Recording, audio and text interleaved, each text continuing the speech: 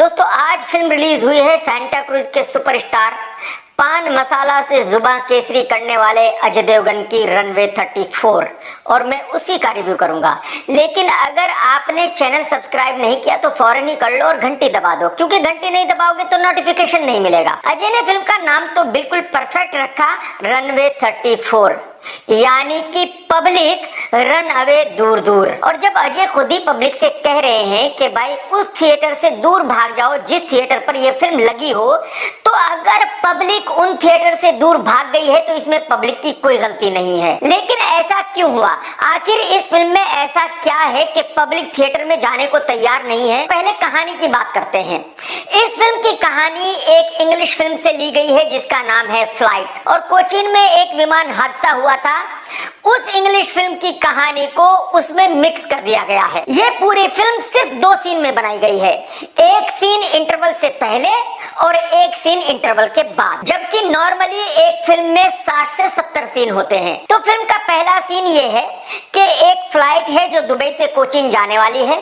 उसको उड़ाने के लिए 2 पायलट हैं, एक अजय देवगन जो पान मसाला से जुबां केसरी करते हैं और एक माल लाओ वाली एक्ट्रेस रकुल प्रीत। अब रकुल और अजय प्लेन के कॉकपिट में बैठे हुए हैं और बातें कर रहे हैं कि भाई प्लेन कितनी हाइट पर उड़ रहा है, प्लेन में कितना पेट्रोल है, प्लेन कितनी देर में कोचीन पहुंच जाएगा, कोचीन में मौसम कैसा है, वगैरह वगैरह। कोचीन एयरपोर्ट के नजदीक जाकर इनको पता चलता है कि कोचीन में मौसम बहुत खराब है और वहां लैंडिंग नहीं हो सकती, इसलिए ये चले जाते हैं त्रिवेंद्रम। लेकिन प्रॉब्लम यह है कि त्रिवेंद्रम में भी वैसा ही मौसम है, बल्कि कोचीन से भी ज्यादा खराब है। तो अब ये फ्लाइट को बेंगलोर ले जाना चाहते हैं, लेकिन फ्लाइट में पेट्रोल नहीं रहा है। तो जाहिर सी बात है इनके पास इसके अलावा और कोई रास्ता नहीं है कि ये उस फ्लाइट को त्रिवेंद्रम एयरपोर्ट पर ही लैंड कराएं। इसी दौरान महालुखा अजय नागर उर्फ कैरी मिनाती को भी फ्लाइट में दिखाया गया है, जो पैसेंजर्स की वीडियो बना रहा है और उनसे वैसे ही बातें कर रहा है जैसे कि वो अपने वीडियो में करता है। और बस अजय नागर का पूरी फिल्म में यही एक सीन है। अजय देवगन ने अच्छी तरह से जलालत की है,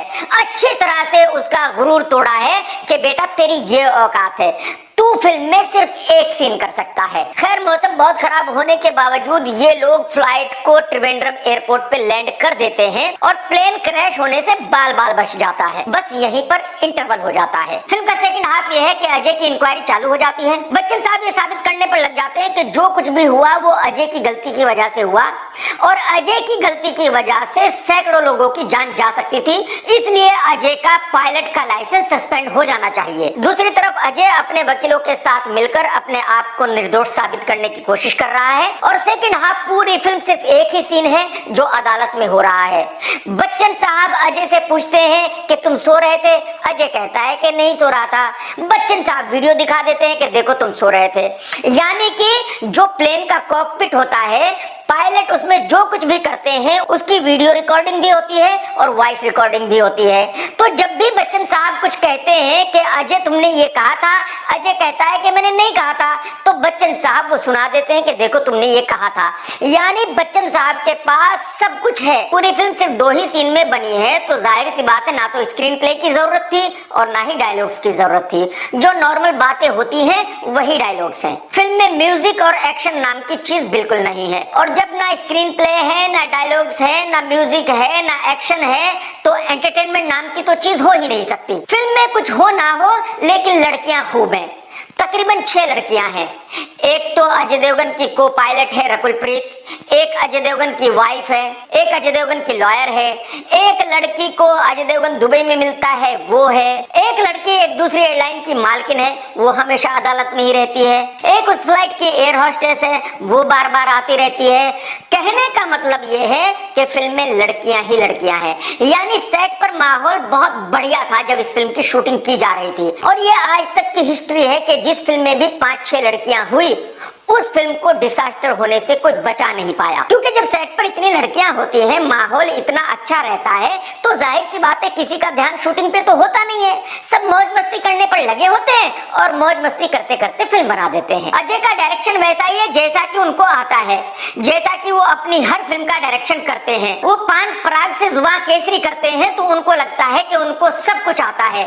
उनको एक्टिंग भी आती है, उनको राइटिंग भी आती है, उनको डायरेक्शन भी आता है, जबकि क्योंकि हकीकत ये है कि उनका डायरेक्शन से कोई लेना देना नहीं है। इस फिल्म में अजय चेन स्मोकर बने हुए हैं, उनकी एक सिगरेट गिरती नहीं कि दूसरी सुलगा लेते हैं, जबकि हर सिगरेट के पैकेट पर लिखा हुआ है कि स्मोकिंग किल्स। इसके बावजूद भी अजय पान मसाला भी बेचते हैं और इस फिल्म में खूब सिगरेट भी पी रहे हैं। अजय भाई को मजा आता है लोगों की जान से खेलने में, इसीलिए वो पान मसाला भी खाते हैं, इसीलिए वो सिगरेट भी पीते हैं, ताकि जनता उनसे सीखे कि सिगरेट कैसे पी जाती है, तंबाकू कैसे खाया जाता है। वो मरे तो मरे, अजय भाई को कोई प्रॉब्लम नहीं है। एक्टिंग की बात करूं तो अजय भाई ने वैसी ही एक्टिंग की है जैसी उनको आती है और जैसी वो पिछले 32 साल से करते आ रहे हैं। 91 में जब अजय की पहली फिल्म आई थी तो उसमें अजय ने एक्टिंग की थी एक तरफ गर्दन झुकाकर ऐसे, बस आज तक वो गर्दन झुकाकर ही एक्टिंग करते आ रहे हैं। पिछले 32 साल में उनकी गर्दन सीधी नहीं हुई।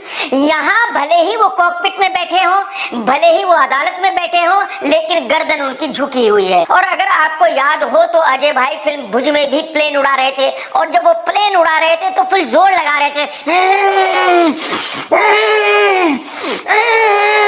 जैसे कि प्लेन को धक्का लगा रहे हो। तो जैसे अजय भाई ने भुज में पूरी ताकत लगा के धक्के लगा लगा के प्लेन उड़ाया था, ठीक उसी तरह वो इस फिल्म में भी उड़ा रहे हैं। तो आप अंदाजा लगा सकते हो कि उनकी एक्टिंग कितनी कमाल की है। रकुल प्रीत को इस फिल्म में सिर्फ रोने के लिए रखा गया है। जब वो कॉकपिट में होती है तो अजय देवगन उनकी बात मानते नहीं है, वो अगर कुछ कहती है तो अजय देवगन उस बात को काट देते हैं, तो वो प्लेन में बैठकर सिर्फ रोती रहती है। सेकंड हाफ में वो अदालत में बैठी हुई है और वहां बच्चन साहब रकुल से ऐसे सवाल पूछते हैं जिनका वो जवाब नहीं देना चाहती, तो वहां भी वो रोती रहती है। तो यानी कि पूरी फिल्म में रकुल सिर्फ रो रही है। अब आप अंदाजा लगा सकते हो कि उनकी एक्टिंग कितनी कमाल की है। बोमन ईरानी के फिल्म में 3-4 सीन हैं, वो फिल्म में क्यों है मेरी समझ में नहीं आया। बच्चन साहब ने अपने रोल को बहुत ही शिद्दत के साथ निभाया है। बच्चन साहब ने बहुत बढ़िया एक्टिंग की है। कुल मिलाकर ये फिल्म बॉलीवुड का सबसे खूबसूरत फ्रॉड है और टॉप क्लास टॉर्चर है। यह फिल्म आपकी सहन शक्ति को आहिस्ता आहिस्ता आपके जिस्म से खींचती है, आपको बेचैन और नर्वस कर देती है। और फिर एक वक्त ऐसा भी आएगा जब आपकी सहन शक्ति पूरी तरह जवाब दे देगी और आप एकदम पागल हो जाएंगे। उस वक्त में आप चिल्लाने लगेंगे और गालियां देते हुए थिएटर से भाग खड़े होंगे। तो मैं इस फिल्म को देता हूँ 1 स्टार और मेरी बिजनेस रेटिंग रहेगी हाफ, क्योंकि मेरे ख्याल में ये फिल्म 15 से 20 करोड़ का लाइफ टाइम बिजनेस कर सकती है। टेक केयर दोस्तों, जय हिंद, वंदे मातरम, सत्यमेव जयते।